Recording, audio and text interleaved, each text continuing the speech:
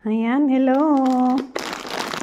Ito yung binili kong dark sugar.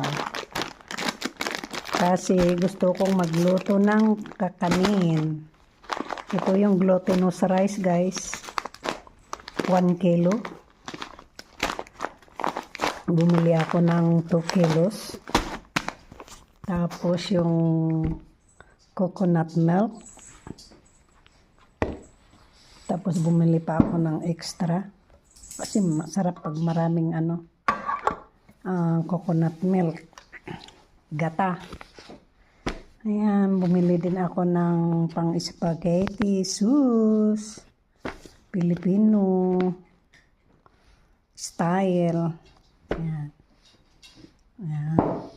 Yan ang pinalingki po natin ngayon. Araw na ito, bumili ako ng patis.